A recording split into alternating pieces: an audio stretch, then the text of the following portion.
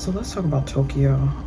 Tokyo was very overwhelming to begin with. When we got off at the airport, our tour guide, Suzuki-san, she met us at the airport. She was a sweet older lady, met us at the airport. We were able to kind of collect ourselves, use the restroom, and then we hopped on the tour bus to get to our hotel. The hotel room up in Tokyo, it was a nice hotel, but the rooms was like being aboard a ship, like a cruise ship. Like the rooms were really like small. So I'm like, yeah, the rooms were really small in Tokyo, which didn't bother me, but it was kind of claustrophobic because there was nowhere to really put stuff, and with two people being in the room, it was kind of overwhelming. But at that particular location, we were able to get breakfast. I didn't mention about Taipei, but we also had breakfast included in the stay, so they would give us our breakfast tickets. For me, on the last day, I don't know what I did. I was cleaning and I threw out all my breakfast tickets for the last day. I was so mad, but that's a whole different thing. So they gave us breakfast tickets and we were able to go eat at their restaurants. They had really nice food. It was almost kind of like really upscale-ish for like how the rooms looked. The breakfast was kind of upscale-ish, which I was like, girl, this is... During the trip, again, company visits, we did a lot of lectures. We got to meet we got to do a lecture at Oberlin University, which I'm not sure if it's an art university, but it was a really nice university. I really enjoyed that lecture. The professor that was giving the lecture, he tried to do it in English, which I was like, he was really nervous, you could tell, but I really enjoyed his lecture about the difference between American animation styles versus Japanese, what we call anime. So that was a really nice lecture. The other lecture I really enjoyed was by an author named Roland Kelts, and I'm going to eventually read and review his book called Japan America.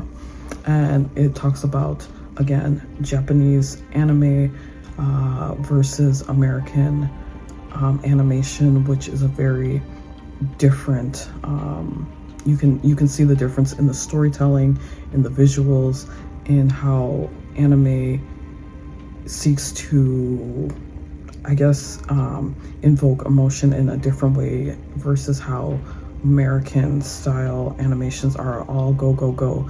And it's very cultural. So I'm gonna end up reading that book eventually, and hopefully in the near future. So the city itself, I think in my head I overhyped Japan because I do like anime and I do like, you know, the culture in itself, and I was thinking more so we were going to see a lot of cultural things. We did see Asakusa, and I really loved Asakusa, and there was really attractive the rickshaw guys that like try to get you to buy tours around Japan.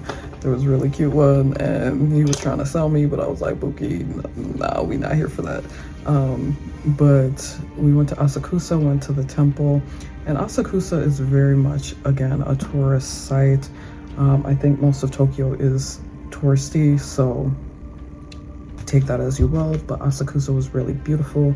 They had the temple, they had the big, I don't know if it was a big paper lantern, or I'm not sure if it was a bell, but everybody takes pictures under it.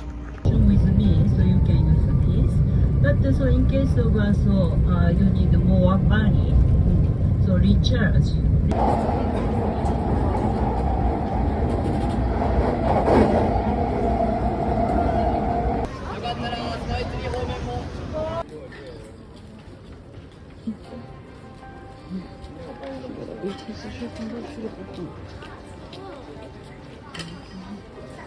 So we did that. We did the Tokyo Sky Tree, of course. And then we went to, another day, we went to Shibuya Crossing. Now, Shibuya Crossing was both overwhelming and underwhelming. I was just like, okay. Yeah, it was very underwhelming after, Tokyo in itself was underwhelming for me. There was just a ton of people, you have to take the train everywhere.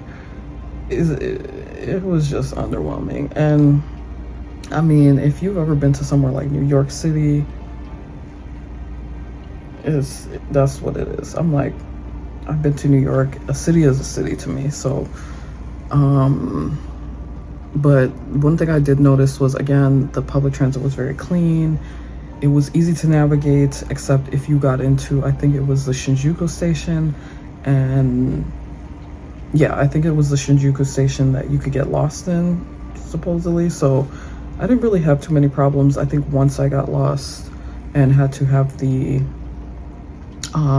customer service people reset my transit card, which that was also included in the trip.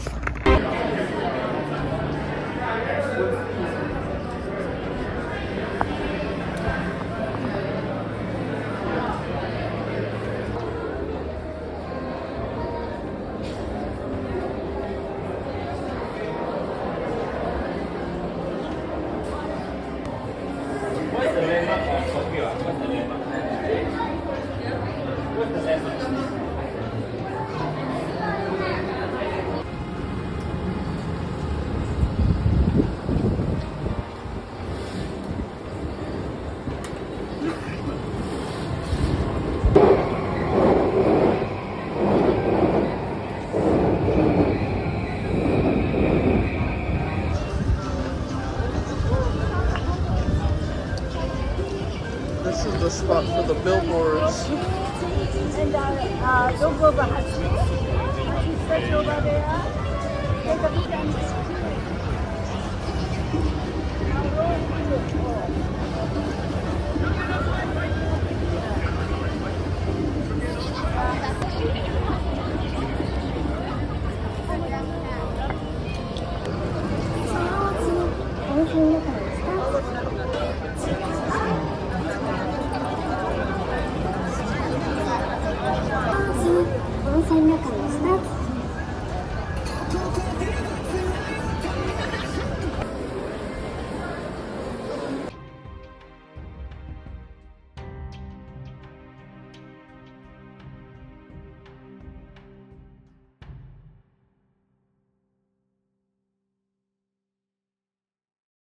And then there was this place I found on YouTube. So basically, the dude, I don't know, he stayed in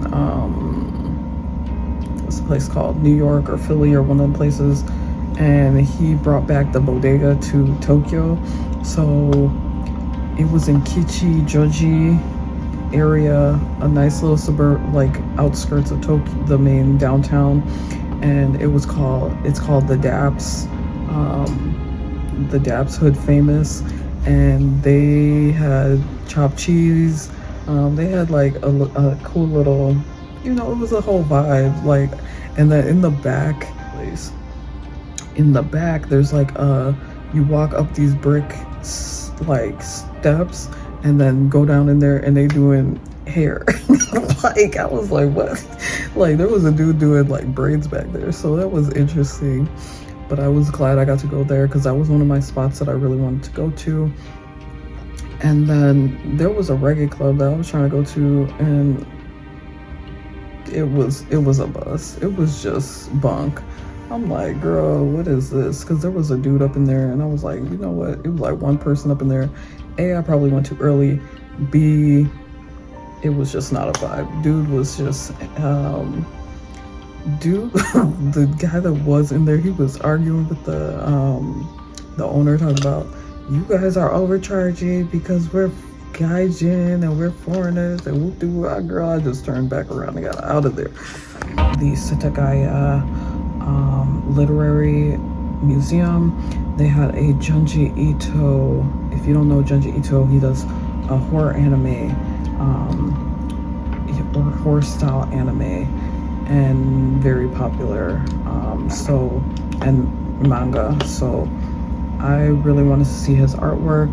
I ended up getting some souvenirs for myself from there.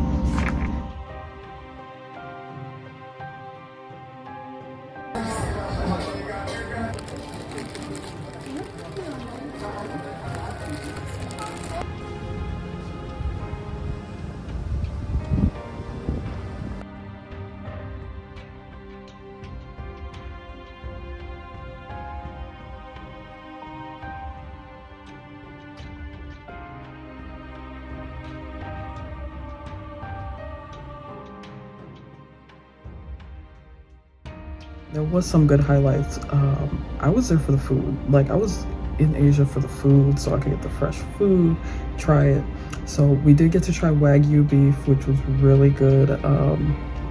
Really tender, really juicy. Girl, baby, that was the best thing.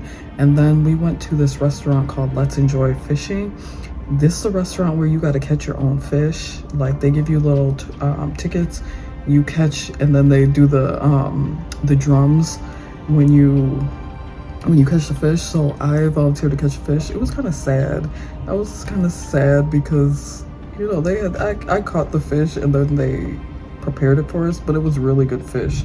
I can't even remember the type of fish it was, but it was really good. We had fried, and then I think it was like deep fried and then deep fried fish, and it was really good.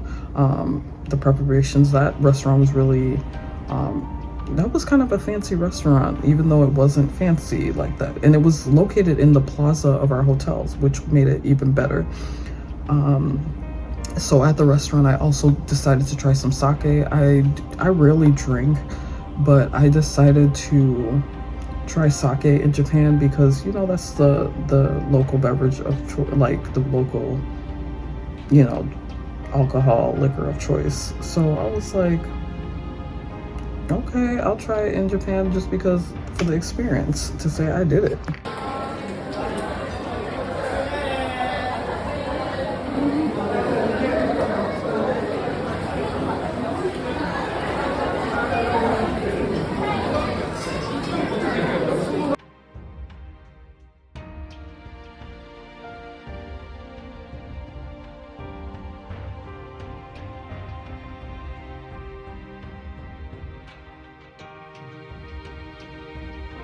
Okay, I'm not